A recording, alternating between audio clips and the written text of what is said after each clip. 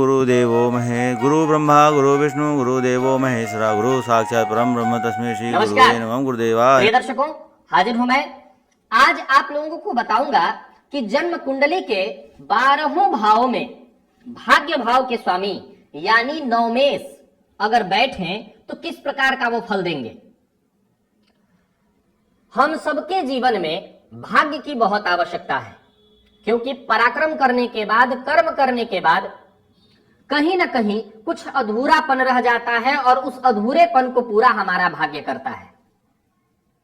शास्त्रकार कहते हैं, भाग्यम फलति सर्वत्र न विद्या न च पौरुषम। भाग्य ही हर जगह फलित होता है, न कि विद्या न पौरुष। और भी शास्त्रकार कहते हैं, शशि दिवाकर योर ग्रह पीडनम गज भुजंग मयोरपि बंधनम मति मतांच विलोक्य दरिद्रताम विधि रहो बलवानिति में मति। अर्थात शशि और दिवाकर यानी चंद्रमा और सूर्य को भी ग्रहों के द्वारा यानी राहु और केतु के द्वारा ग्रहण लगा देना।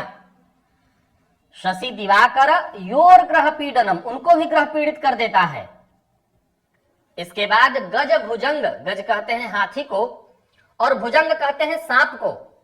शास्त्रकार कहते हैं, इन दोनों को मैंने देखा कि मंत्रों के द्वारा बांध दिया जाता है, यानी इनको शांत कर दिया जाता है। और इसके बाद क्या सुंदर उदाहरण दिया कि मति मतांच विलोक्य दरिद्रताम। बड़े बड़े विद्वानों को देखा कि वो आजीवन गरीब ही रह जाते हैं।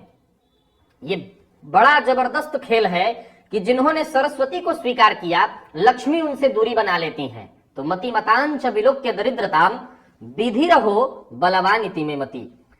अहो विधना, अहो भाग्य, तुम्हारा क्या खेल, तुम सबसे बड़े हो। अब आ जाते हैं कि जब बात उठती है भाग्य की और कर्म की, तो सदैव इस बात पर हम आकर के रुक जाते हैं कि कर्म बड़ा। भगवान कृष्ण ने क्या कहा गीता में, कर्मण्ये वा अधिकारहते। अर्थात कर्मण्ये वा, कर्म पर और भाग्य पर, इन दोनों में से आपका अधिकार किस पर है। तो कहा कर्मण्ये, कर्म पर, भाग्य पर आपका कोई अधिकार नहीं है। अब सवाल उठता है कि भाग्य बड़ा कि कर्म। चूंकि आज विषय भाग्य स्थान की होने वाली है, अतः यह भी प्रश्न उठता है कि कौन बड़ा। हालांकि इसके लिए मैंने पहले भी आपको बताया कि पराक्रम के सामने वाला घर ही भाग्य का घर होता है। वो इसलिए कि पराक्रम करो और भाग्य को लो, और इसके बाद का घर भी कर्म से ही जुड़ा हुआ है, यानी भाग्य को सदैव कर्म से और पराक्रम से जोड़ करके रखा गया है। लेकिन यदि बात भाग्य की आती है तो इसमें कोई दो राय नहीं कि भाग्य है तो बड़ा। एक छोटा सा इसके लिए उदाहरण समझ में आता है कि दो गोताखोर समुद्र में एक ही समय में गोता लगाते हैं। एक ही समय में, एक ही वक्त पर, तयशुदा वक्त पर दोनों के दोनों एक ही दूरी तक समुद्र की गहराई में गोता लगाते हैं। दोनों को सीप मिलता है और दोनों सीप लेकर के जब बाहर लौटते हैं तो एक के सीप में मोती है और दूसरे का सीप खाली। पराक्रम दोनों ने किया था, दोनों के दोनों ने बराबर समय में काम किया, लेकिन एक का भाग्य वहां काम कर गया। निश्चित रूप से भाग्य नामक एक वस्तु ऐसी है जो हमारे पराक्रम पर भी भारी पड़ जाती है कई बार। इसमें कोई संशय नहीं, इसमें कोई संशय नहीं कि कई बार मैंने देखा कि बेहतर प्रयास करने के बावजूद, और सीधा सा इसका उदाहरण ले लीजिए कि एक ही समय में जंगल में शेर और सियार दोनों के बच्चे जन्म लेंगे, लेकिन प्रारब्ध वसात यानी भाग्य के वसात जंगल का राजा शेर का ही बच्चा बनेगा। दोनों ने जन्म एक ही समय पर लिया है, तो इसका एक प्रभाव जरूर मिलेगा कि ग्रह योग अगर अच्छे हैं तो सियार का बच्चा अपने कुल में नेता बन सकता है, लेकिन जंगल पर राज तो शेर का बच्चा ही करेगा, क्योंकि उसका प्रारब्ध इतना बली था कि उसने जंगल के राजा के यहां जन्म लिया। सीधी सी बात है कि भाग्य क्या बलाबल है। अब इसके बाद अगर आ जाते हैं तो शास्त्रकारों ने हर जगह कर्म की भूरी भूरी प्रशंसा की है। शास्त्रकार ने अंत में यहां तक कह दिया कि अस्ति चेत ईश्वर कश्चित फल रूपेण्य कर्मणाम। मैं मानता हूं, ये शास्त्रकार कहते हैं कि मैं मानता हूं कि कर्मातिरिक्त कोई ईश्वर है ही नहीं, अगर है भी तो कर्ता रह भजते सोपी न ह्यकर्तुर प्रभुरीश। वो आपसे यही अपेक्षा करेगा कि कर्म कीजिए। यानी कि आपको भी अगर हम किसी परीक्षा का परीक्षक बना दें और वहां पर दो विद्यार्थियों की कॉपी आपके सामने आए, एक ने सादी कॉपी खाली दे दी है और एक ने जवाब, दोनों को नहीं आता था, एक ने जो समझ में आया वही लिखा और एक ने सादी कॉपी दे दी, फेल तो दोनों होंगे। लेकिन एक जिसने सादी कॉपी दी है उसको 0 मार्क्स मिलेगा, लेकिन दूसरे ने जिसने कुछ भी लिखा है उसे कुछ ना कुछ मार्क्स तो अवश्य मिलेगा। तो यही खेल है, भाग्य है।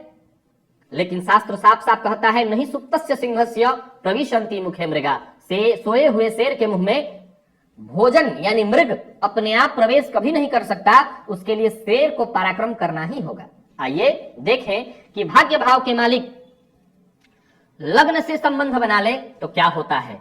सीधी सी बात है कि भाग्य से यदि जातक के लग्न से संबंध बना ले तो जातक को अद्भुत भाग्यवान, समाज में पूज्य, और इसके बाद जातक का जो व्यक्तित्व होता है वो बहुत श्रेष्ठ। जो भी वो काम करता है भाग्य उससे 10 कदम आगे चलेगा और उसका काम बड़ी सरलता और आसानी से हो जाता है। आप ऐसे कई लोग होंगे जो इस चीज को जानते हैं और मानते हैं कि वो उतना नहीं करते जितना उनको मिल जाता है, तो कहीं ना कहीं वहां ये काम कर रहा होता है। तो भाग्येश का संबंध जब भी लग्न से होगा ये बहुत बढ़िया है। वहीं भाग्येश का संबंध जब भी द्वितीय भाव से हो तो धन भाव से होने की स्थिति में जातक को पैतृक संपत्ति प्राप्त होगी, अद्भुत वाणी प्राप्त होगी, जातक को समाज में मान सम्मान मिलने वाला ऐसा कुटुंब प्राप्त होगा, ये बहुत श्रेष्ठ बन जाता है। वहीं भाग्य भाव का मालिक जाकर के पराक्रम भाव में बैठ जाए तो ये भी बहुत श्रेष्ठ है, क्योंकि वहां से बैठ करके अपने ही घर को देखेगा। अतः जातक अपने पराक्रम से अपने भाग्य को बनाने वाला होगा और हर पराक्रम में उसका भाग्य उसका साथ देने वाला होगा। वहीं भाग्य भाव का मालिक जाकर के कुंडली के सुख भाव में बैठ जाए तो यह भी बहुत श्रेष्ठ है। यहां बैठे जातक, बैठा भाग्य का मालिक अगर जातक अपनी मां की सेवा करे तो उसके भाग्य जागृत हो जाते हैं और उसको सदैव उसके किए के अनुरूप उससे ज्यादा ही बढ़ चढ़ के उसका लाभ मिलता है। ऐसे जातक अपने जीवन काल में भूमि, भवन, वाहन, ये सारी चीजों को बड़ी मात्रा में पाते हैं। वहीं भाग्य भाव का मालिक ज्ञान भाव में आकर के बैठ जाए तो ये बहुत बढ़िया संबंध बन जाता है नवम पंचम का, और उस अवस्था में जातक अद्भुत भाग्य का मालिक होता है, जन्मजात भाग्यवान होता है। शुरुआती दौर में शिक्षण के क्षेत्र में श्रेष्ठ होता है, इसके बाद कार्य क्षेत्र में जब वो आता है तो वहां भी वो श्रेष्ठ सफलता हासिल करता है। वही भाग्य भाव का मालिक षष्ठम स्थान में बैठ जाए तो पापग्रह हो तो उसको मैंने श्रेष्ठ लाभ लेते देखा है, बहुत बढ़िया फल मिलता है। शुभ ग्रह भी हो तो वो भी बढ़िया फल देता है, लेकिन अगर पूर्वार्ध में उसने कष्ट दिलाया तो उत्तरार्ध में जाकर के बहुत बढ़िया फल देगा। पाप ग्रह हो, जैसे शनि राहु कोई ऐसे ग्रह हो तो वो क्या करेंगे कि पूर्वार्ध में थोड़ा सा कष्ट दिलाएंगे, उत्तरार्ध में बढ़िया। शुभ ग्रह हो तो उत्तरार्ध में कष्ट दिला करके, पूर्वार्ध में कष्ट दिला करके उत्तरार्ध में अच्छा कराते हैं। वहीं भाग्य भाव का मालिक आकर के सप्तम स्थान में बैठ जाए तो पत्नी बहुत सुंदर मिलती है, पत्नी की स्त्री की कुंडली है तो पति बहुत सुंदर मिलता है, दाम्पत्य बहुत सुंदर होता है और भाग्य विवाह के बाद तेजी से उभर जाता है। पत्नी अथवा पति के मिलने के बाद जो कुछ कमी रह जाती है वो पूर्ण हो जाता है। भाग्य भाव का मालिक अष्टम स्थान में आकर के बैठ जाए ये भी अच्छा है। हालांकि इस अवस्था में जातक थोड़ा डरपोक प्रवृत्ति का होता है, भीरू होता है, लेकिन बहुत तेज दिमाग का होता है, अचल संपत्ति का मालिक होता है, जुआ, सट्टा, लॉटरी, इन चीजों से पैसा कमाने वाला होता है। और अब आ जाते हैं भाग्य भाव में बैठे भाग्येश पर। भाग्येश भाग्य भाव में बैठ जाए तो अत्यंत श्रेष्ठ। अब यहां जरा गौर करिए, इस घर में कारक कौन कौन होता है तो आप जानेंगे कि भाग्य भाव में कारक सूर्य होते हैं और गुरु होते हैं। ऐसा क्यों? ऐसा क्यों कि यहां पर गुरु आकर के कारक बन जाते हैं और सूर्य भी। गुरु इसलिए कारक होते हैं क्योंकि यहां से बैठ करके वो जातक के पहले तो व्यक्तित्व को देखते हैं, इसके बाद उसके पराक्रम को और उसके ज्ञान को। इन तीनों को अगर जोड़ दिया जाए तो जातक के व्यक्तित्व को निखार करके बाहर लाते हैं। और सूर्य की बात करूं तो उनकी एक ही दृष्टि है, ग्रहों के राजा है और वो पराक्रम भाव को देखते हैं। इसीलिए जातक के भाग्य में तेज उत्पन्न करके पराक्रम में इतना तेज ला देते हैं कि जातक अपने पराक्रम से सब कुछ पा लेता है। तो सवाल उठता है कि मंगल भी पराक्रम का मालिक है, वो क्यों यहां कारक नहीं होता? क्योंकि मंगल की जो और दृष्टि है वो एक दृष्टि चली जाती है 12वें भाव पर और दूसरा सुख भाव पर। लेकिन ये क्या कहता है भाग्य कि अगर भाग्य चाहिए तो अर्जुन की तरह सिर्फ आपको एक ही चीज दिखाई पड़नी चाहिए, मछली की आंख, तो वो सिर्फ और सिर्फ पराक्रम को देखता है। तो सवाल उठता है कि गुरु भी तो देख रहे हैं, तो गुरु देख किसको रहे हैं? तो गुरु देख रहे हैं आपके व्यक्तित्व को। ये आपके भाग्य से जुड़ा हुआ है, ये आपके भाग्य से जुड़ा हुआ है पराक्रम, आपका ज्ञान और आप खुद। इसके चलते गुरु यहां पर सर्वाधिक कारक हो जाते हैं। अब भाग्य भाव का मालिक कर्म भाव में जाकर के बैठे तो अत्यंत श्रेष्ठ, ये बहुत बढ़िया है, क्योंकि भाग्येश का संबंध जब भी कर्म भाव से होगा, जातक अपने कर्मों के बदौलत श्रेष्ठ सफलता हासिल करेगा। अपने भाग्य का विधाता वो खुद होगा, यानी कर्म करेगा और कर्म करके अपने भाग्य को बनाएगा। वही भाग्येश आय भाव में हो तो जातक मिट्टी छू करके सोना बनाने वाला होता है। जो काम करेगा वहां से उसको पैसे आते हैं, इसमें कोई संशय नहीं। वही भाग्य भाव का मालिक विदेश भाव में जाकर के बैठ जाए तो जातक अगर व्यापार करे तो देश विदेश से जुड़ करके पैसे कमाता है। अगर नौकरी करता है, विदेश जाकर के नौकरी कर सकता है, जन्म स्थान से दूर जाकर के उसे श्रेष्ठ सफलता मिलती है। ऐसा जातक धार्मिक, दयालु और बड़ा श्रेष्ठ होता है। अब आ जाते हैं पुनः भाग्य भाव पर। प्रियदर्शकों, कुंडली का अद्भुत भाव है ये। हालांकि अगर मुझसे पूछा जाए तो मैं प्रायः कहता हूं कि महिलाओं के लिए भाग्य और पुरुषों के लिए तो पुरुषार्थ ही होना चाहिए, क्योंकि महिला को भाग्य, अगर भाग्य के द्वारा वो कर्म कराना चाहता है उससे, तो कर्म। कई शास्त्रकारों ने, अगर शास्त्रों को पलटा जाए तो कई शास्त्रकारों ने खुल करके यहां तक कह दिया है कि भाग्य ही सब कुछ होता है, और उन्होंने जो प्रमाण दिया है वो भी कमजोर नहीं है। उन्होंने कहा कि कर्म भी वही कर सकता है जिसका भाग्य हो, कर्म भी वही कर सकता है जिसका भाग्य हो। यहां भी एक बड़ा सुंदर कहानी याद आ रहा है मुझे कि एक सेठ जी अपने घर में एक अलमारी में, एक पिटारी में कुछ सामान, कोई वस्तु रखे हुए थे, कोई कीमती चीज रखे हुए थे। सामान के लिए उन्होंने पिटारी को खोला हुआ था। पिटारी समझ लीजिए वो बांस की बनी हुई पिटारी थी, या आप उसको डलिया समझ लीजिए। कहीं से घूमता हुआ सांप खुला अलमारी देखा और उस पिटारी में घुस गया। तब तक सेठ जी को याद आया कि उन्होंने अलमारी खुली छोड़ रखी है और पिटारी भी, डलिया भी खुला पड़ा है। वो आए और फट से पिटारी को बंद कर दिया। उन्होंने नहीं देखा कि उसमें कुछ है या नहीं, और बंद हो गया दरवाजा उसका। अब सांप अपने मृत्यु के दिन गिनने लगा, क्योंकि उसको ना वहां खाने के लिए मिल रहा था और सांप तो अपने से पिटारी को काट नहीं सकता था।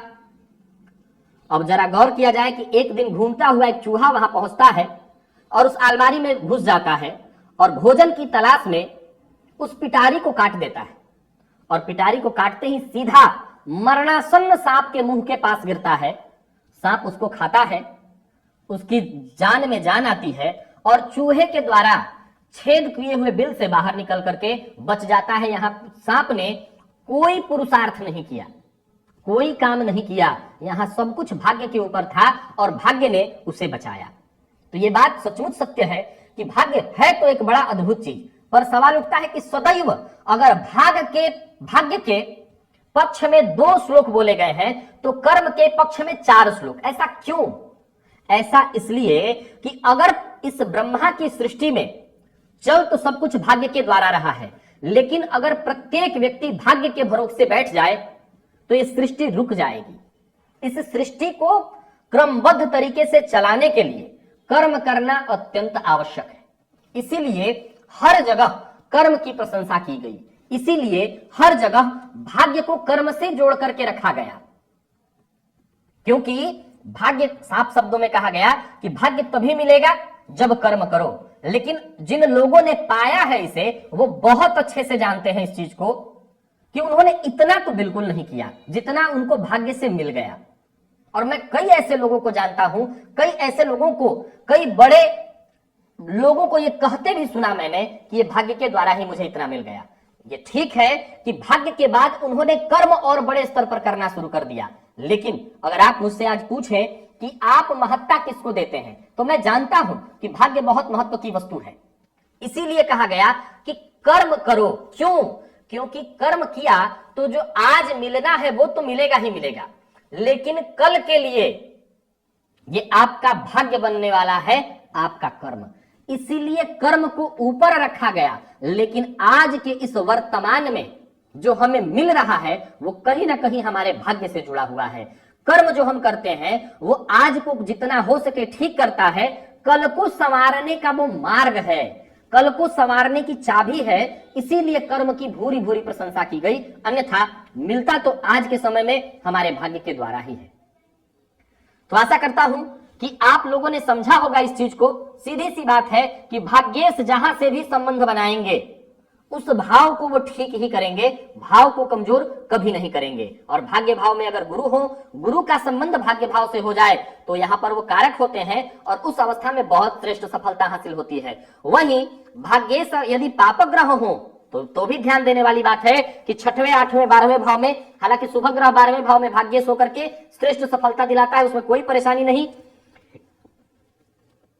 केवल 6वें और 8वें भाव में ही विचार करना होता है, जिसमें से विशेष रूप से 8वें भाव में जब भाग्येश जाते हैं तब थोड़ा सा कष्ट देते हैं, और वो भी मामूली।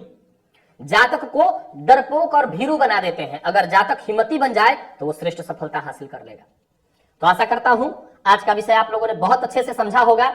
अपनी कुंडली को खोल लीजिए, मिला लीजिए, जो बातें मैंने कही है वो 100% घटित होगी। कई लोगों के मन में यह प्रश्न उठता है कि मेरा भाग्येश तो बहुत बढ़िया है लेकिन मुझे फायदा नहीं मिल रहा है। हमेशा याद रखिए, इस सृष्टि क्रम में केवल दिन और दिन किसी को प्राप्त नहीं, किसी को रात और रात केवल प्राप्त नहीं, दोनों का चक्र है, आपको भोगना ही होगा।